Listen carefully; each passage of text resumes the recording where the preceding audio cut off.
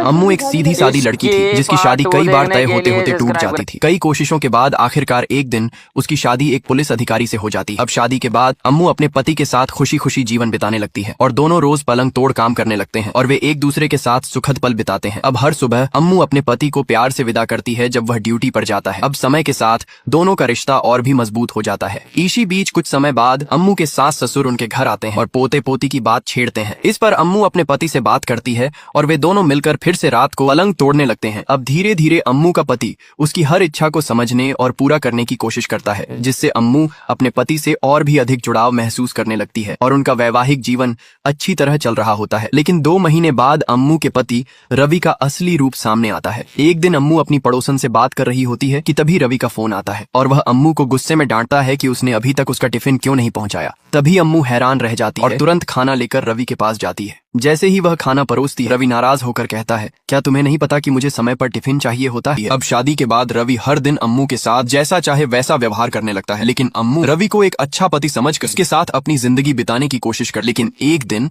जब अम्मू भूलवश रवि के लिए खाना नहीं लाती तो रवि उसे बुरी तरह डांटता है। अब इस घटना के बाद से अम्मू को रवि पर शक होने लगता है। फिर रात को अम्मू रवि को खुश करने की कोशिश करती है ताकि उनके रिश्ते में सुधार हो सके, लेकिन रवि गुस्से में कहता है, हर दिन बस अपनी प्यास बुझानी है, कि एक दिन न बुझी तो क्या हो जाएगा। तभी यह सुनकर अम्मू चुपचाप उदास होकर बैठ जाती है। अब कुछ दिनों बाद जब अम्मू और रवि अपने परिवार के साथ पार्टी में होते हैं तो रवि सबके सामने अम्मू की बेइज्जती कर देता है। तभी अम्मू बिना कुछ कहे सब कुछ सहती रहती है। फिर उसी रात रास्ते में इसी बात को लेकर दोनों में झगड़ा हो जाता है और गुस्से में रवि अम्मू को बीच सड़क पर छोड़कर चला जाता है, जिससे अम्मू किसी तरह ऑटो से घर लौटती है। फिर घर पहुंचते ही रवि उस पर खाने की प्लेट फेंक देता है, जिससे अम्मू बुरी तरह डर जाती है। अब अगले दिन जब अम्मू के माता पिता घर आते हैं तो रवि उनके सामने ऐसा दिखावा करता है जैसे कुछ हुआ ही ना हो। अगले दिन जब रवि मछली साफ कर रहा होता है तभी उसे अम्मू के रोने की आवाज सुनाई देती है। रवि चुपचाप रहकर अम्मू की बातों को सुनने लगता है। जैसे ही अम्मू के माता पिता वहां से चले जाते हैं, रवि गुस्से में आकर अम्मू को घूरने लगता है। कुछ देर बाद वह अम्मू से पूछता है, तुमने अपनी माँ से मेरे बारे में क्या क्या कहा? इस पर अम्मू जवाब देती है, मैंने तुम्हारा नाम लेकर कुछ नहीं। लेकिन रवि को उसकी बात पर भरोसा नहीं होता और वह गुस्से में आकर उसे थप्पड़ मार देता है। अम्मू रोती हुई वहां से चली जाती है और अपने कमरे में जाकर आईने में उस थप्पड़ के निशान को देखती और फूट फूट कर रोने लगती है। एक दिन जब अम्मू खड़े खड़े रवि की शर्ट में बटन टांक रही होती है तभी सुई गलती से रवि की त्वचा में चुभ जाती है। इस पर रवि गुस्से में आकर अम्मू को मारने लगता है, उसे बुरा भला कहता है। तभी रवि की कुछ जरूरी फाइलों में आग लग जाती है, जिससे वह और ज्यादा भड़क उठता है और बेल्ट से अम्मू को पीटने लगता है। अब अम्मू की हालत बहुत खराब हो जाती है। अब अम्मू रवि के रोज रोज के अत्याचार से तंग आकर घर छोड़ देती है और रेलवे स्टेशन पर चली जाती है। वहाँ एक भिखारी अम्मू की हालत देखकर समझ जाता है कि वह अपने पति से मार खाकर घर से भागी है। भिखारी अम्मू को समझाता है, अब तुम्हें अकेले हिम्मत से जीना सीखना चाहिए और अपने उस दरिंदे पति को हमेशा के लिए भूल जाओ। लेकिन अम्मू अब भी रवि के बारे में सोचती है। उसे याद आता है कि रवि पहले उससे बहुत प्यार करता था और शायद अब भी करता है, बस बीच बीच में गुस्से में मार देता है। अम्मू भिखारी से कहती है, मेरा